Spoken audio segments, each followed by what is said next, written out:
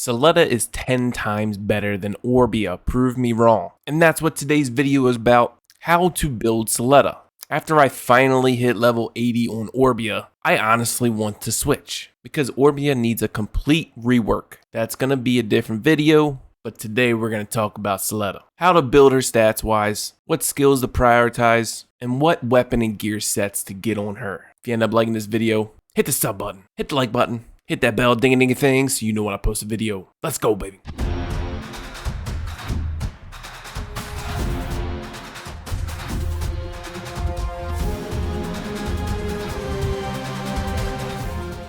Let's talk about her skills. In every single skill of SOLETA, she has an ability called Fletch. If she has this unremovable buff, she gets special abilities added to some skills. You always want to mentally keep that buff up when you can. The skills that change are the basic attack and the first skill. For example, Fletch can give summoner skill cooldown, HP recovery, evasion ignoring damage, damage dealt up, decreasing the enemy's move speed, ignoring target's death-defying effect. But SOLETA literally has it all depending on your element. Skill acceleration, knockdown, stun, defense down, attack speed up, move speed down on the enemy, damage dealt down, and freeze. The water element has weak point effect, which I wouldn't really focus on, it's just there. You still want to build a crit rate, damage dealt up, sleep, block harmful effect removal, and can block beneficial effects, can ignore invincibility and shields, crit damage up to herself, pull and root for a ranged character that's crazy good, and a self-attack buff. Oblivion. It's ridiculous what SOLETA can do. I knew she was really good, but I didn't know she was that good. But pretty much for every single element. You want to prioritize this second skill first, and then the third skill, and then the first skill. And when your ultimate is up, you get Fletch then as well. So I would save your second skill for about 10 seconds after your ultimate, just so you can keep that Fletch up. Now skills wise, this is mainly for new players, because everybody else is pretty much maxing out everything at this point. But let's start fresh. Start with your passives first. Just get level 1 in everything. After that, focus on Hawkeye. This has a chance to increase your mana. Tailwind increases your own attack speed. Light Feet, which increases your precision and your move speed. True Shot, which increases your damage dealt up by your precision. Counter Blow, which is just crazy. Every time SOLETA uses the evasion skill, it increases her attack speed up and also recovers HP. Tenacious Spirit, removing all harmful effects, focus on that. And also when she gets attacked, the cooldown of her evasion skill can be decreased. Crystal Clear, like every single passive skill is freaking amazing.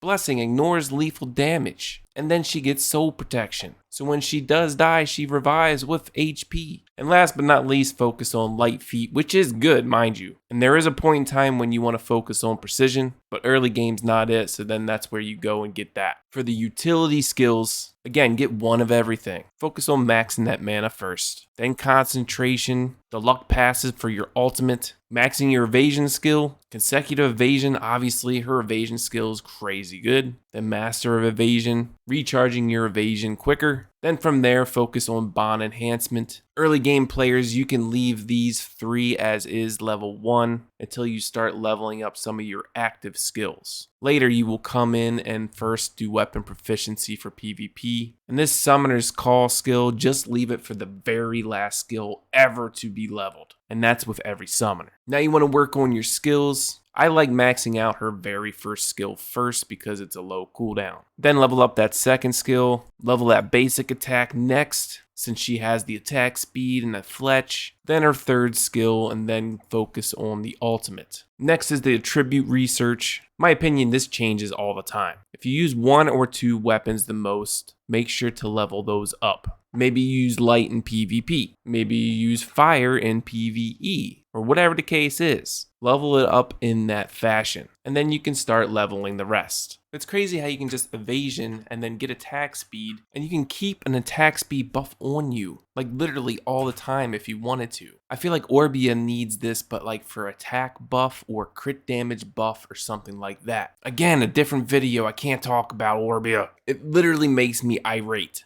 Alright, how to build her. Now this is what I'm going to be doing, and I feel like this is pretty much on every single summoner. I'm going to talk about sub-weapon and accessories first. Now on the sub-weapon and the earring, obviously it's HP flat, defense flat for the main stats. In my opinion, for the necklace, bracelet, and ring, and literally this goes for every summoner, I feel like crit damage should be the main stat as a necklace, and then for the bracelet and ring, go HP defense or HP. All of your attack is going to come from substats and from your weapons. Now for substats, for every single sub-weapon and accessory, you're going to want these substats of crit rate, crit damage, attack percent, and either HP or defense percent. Crit rate and crit damage for sure, 100%. The last two can be some kind of combination of attack percent and HP percent, or attack percent, defense percent, or HP percent and defense percent. Now for your weapons, I want you to do the same thing, but it really depends if you get crit capped from your sub-weapon and accessories. If your crit rate is capped, the main stats you want to look for is crit damage, attack percent, and precision.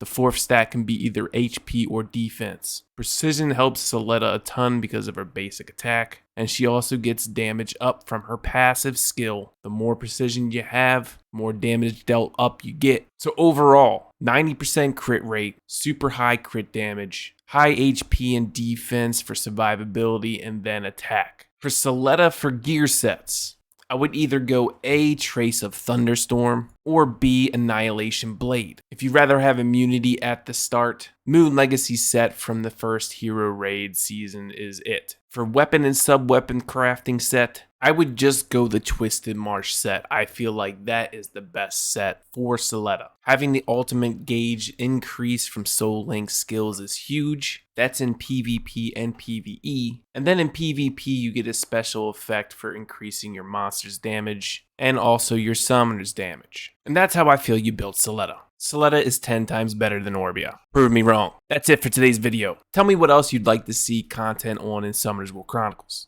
I have a list, but I'd like to hear from you guys as well. If you end up liking this video, sub, like, ding ding bell. I'll see you in the next one. Peace!